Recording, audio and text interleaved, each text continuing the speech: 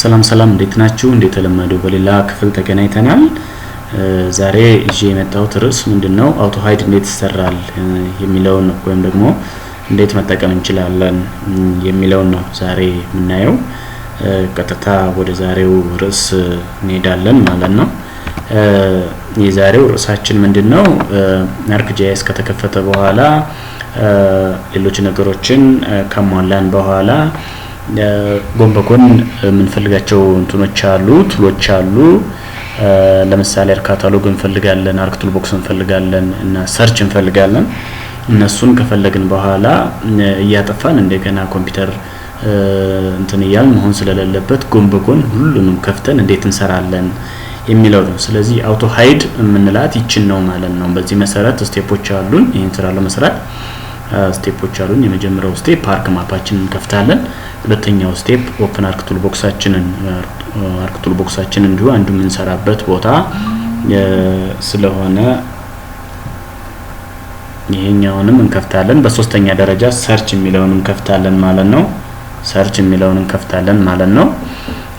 በዚህ መሰረት እነዚህ አራቱንም እንትኖች ከከፈትን በኋላ ለምሳሌ አራተኛው ምንድነው ተራ ቁጥር 4 ላይ የምናየው ሶስቱንም እንደዚህ በወሪታች ደርድረን እንዴት እንጠቀማለን የሚለው ነው ማለት ነው። ስለዚህ የመጀመሪያው አርክ ካታሎግ አለ፣ ሁለተኛው አርክ ቱል ቦክስ አለ፣ ሶስተኛው ሰርች አለ። እነዚህን ጎን በጎን አድርገን ሶስቱንም ወሪታች ደርድረን እንዴት እንጠቀማለን የሚለው ነው የምናየው። ስቴፑን ስናይ እነዚህን ማስገባት ነው የሚሆነው ማለት ነው። ስለዚህ አርክ ማፓችንን እንከፍታለን። አርክ ማፓችንን ከከፈትን በኋላ የመጀመሪያ ምን ከፍተው ምንድነው አርክ ካታሎጋችንን እንከፍታለን።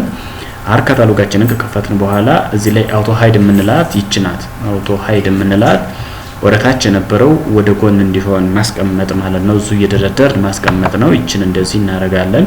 ሁለተኛው አርክ ቱል ቦክስን እንከፍታለን። አርክ ቱል ቦክስን እንደዚሁ ከከፈትን በኋላ ምንድነው የምናደርገው እዚህ ዲስፕሌይ ኤሪያ ማፒንግ ኤሪያችን ላይ ወይም ማፕ ናቪጌት የምናደርግበት ኤሪያ ላይ መቀመጥ የለበትም።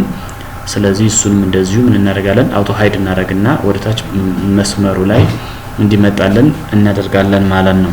ስለዚህ ለምሳሌ አርክ ቱል ቦክስ እንደዚህ ከተከፈተ በኋላ ምንድነው የምናደርገው አውቶ ሃይድ የምትለው ክሊክ እናደርጋታለን ማለት ነው። አርክ ቱል ቦክሳችን ከተከፈተ በኋላ ይችን እንደዚህ ወደታች ዳውን አሮ ምልክት ወይም ደግሞ የፒን ምልክቱና ወደታች የዳውንሎድ ምልክት አይነቷ ላይ እሷ ክሊክ ስናረግባት ምንድነው ወደታች እንደዚህ ይደረደራሉ ማለት ነው። አሁን ሌላውን ስናመጣ ደግሞ ሰርች ለምሳሌ ሰርችን እናምጣ። ያው ዊንዶ ላይ ገብተን ይችን ሰርችን እናምጣ።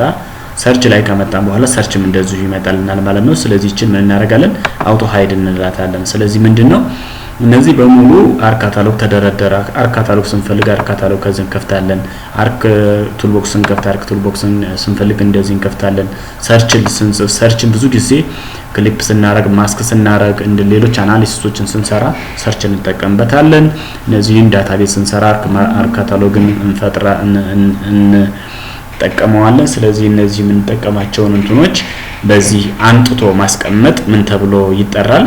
አውቶ ሃይድ ይባላል ወይም ደግሞ አውቶ ሃይድ ብለን እንጠራታለን። ይችን አውቶ ሃይድ ነው ለምሳሌ እንደዚህ ያግን ብናረገው እንትኑ ሙሉ ይከፈታል ማለት ነው። ስለዚህ ይችን እንዲህ ያደረግን በዚህ የደረደሩ ማስቀመጥ ለስራችን ሌሎች ስራዎችን ለመስራት ያገለግለናል። ስለዚህ ማንኛውንም የጂአይኤስ ስራ ከመስራታችን በፊት ዋናዎቹ የሚባሉ ከአርክ ካታሎግ አርክ ቱል ቦክስ እና ሰርችን እንደዚህ አድርገን በጎን ማስቀመጥ መቻል አለብን ማለት ነው። አጠቃላይ የዛሬው ቪዲዮ እና የቱቶር ቶፒካችን እስከዚህ ድረስ ያለው ነበር ማለት ነው። ሌሎች ቪዲዮዎችን ቀጣይ እንላለን ማለት ነው።